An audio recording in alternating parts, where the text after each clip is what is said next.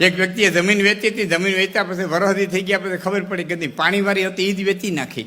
એ વકીલ પાસે ગયો, મારી ભૂલ થઈ ગઈ ભાઈ, જમીન વેચતા વેચાઈ ગઈ, પાણીવાળી હતી જ વેચી નાખી, આ જમીન મને પાછી મળે. એટલે વકીલે દસ્તાવેજ વાંચીને કીધું ભાઈ જમીન તો પાછી ન મળે, કે પાણી મળે.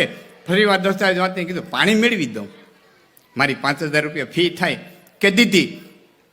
એને કોર્ટમાં કેસ દાખલ કર્યો કે અમે તમને જમીન વેચી છે, પાણી નથી વેચ્યું, દસ્તાવેજમાં ક્યાંય પાણીનો ઉલ્લેખ નથી, માટે પાણી તમે કૂવામાંથી લેતા નહીં, પાણી અમારું છે.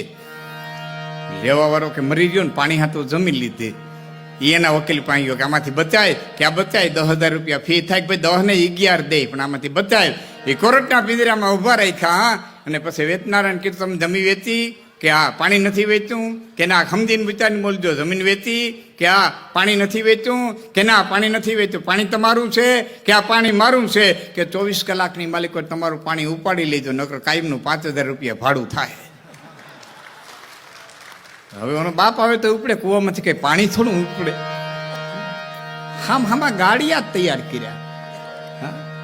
એક ભાઈનો બળદ ચોરી ગયો તો તેની ફરિયાદ કરી, ફલાણો ભાઈ મારું બળદ ચોરી ગયો. એને કોર્ટમાં લઈ આવ્યા કે આનો બળદ ચોરી ગયો. નારેના બાપા મારે 2 બળદ હરીખા છે, હું કરવા ચોરી જાઉં? કોઈ રીતે ન્યાય ન થાય. એટલે ન્યાયાધીશે કીધું એક કામ કરો, બળદને છૂટો મૂકી દો, બળદને છૂટો મૂકી દો, જ્યાં હશે ત્યાં જાહે. તો લઈ ગયો તો નહીં કે સાહેબ તો ન્યાય તો બળદે કર્યો, કહેવાય તમારું હું.